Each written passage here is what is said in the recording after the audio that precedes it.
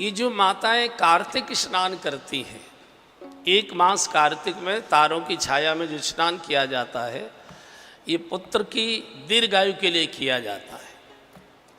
तो यशोदा मैया ने कन्हैया की दीर्घायु के लिए एक बार कार्तिक स्नान किया और कार्तिक पूर्णिमा को फिर दीपदान करने की प्रथा है। 108 दीपक माताएं जाती हैं गंगा के किनारे या सरोवर के किनारे, किसी भी नदी के किनारे, वो दीपदान करती है। तो कार्तिक पूर्णिमा आई, कन्हैया को गोद में लेकर चली दीपदान के लिए यमुना जी के किनारे।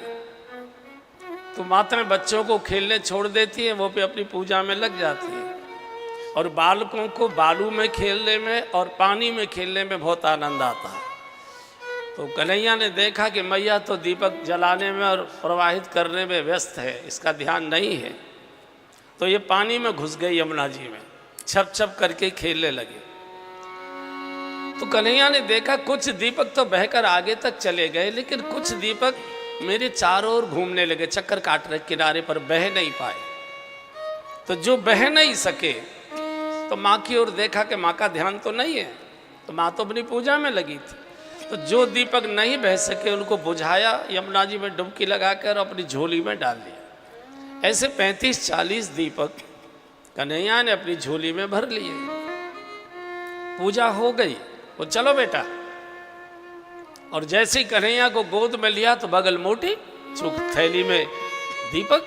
तो माँ ने कहा कन्हैया ये का है तेरी झोली में? बोले भैया कछू होगा पर देखा। कन्हैया ने कहा मैया किसी की झोली नहीं देखी जाती। माँ ने कहा किसी की नहीं देखी जाती, लेकिन चोर की तो देखी जाती। देखा, देखे तो उसमें 35-40 दीपक। माँ ने कहा अरे ये तेरे क्या किया? मैं तो तेरी आयु की कामना करके दीपक दान करके आई और तूने वापस लौटा लाए। कन्हैया ने कहा मैया वापस ना लेके आयो। बोले तो जी अपने आप आए गए। अपने आप कैसे आ गए?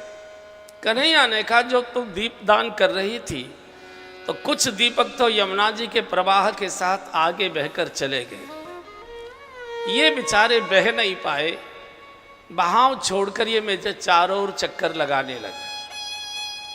और मेरा ये सदा सदा का जन्म जन्म का एक स्वभाव रहा है कि जो जगत के प्रवाह को छोड़कर मेरे चारों ओर चक्कर लगाता है, उसे उठाकर मैं अपनी झोली में रख लिया करता हूं, उसे जाने नहीं। ये जगत के प्रवाह को छोड़कर मेरे चरणों में आए।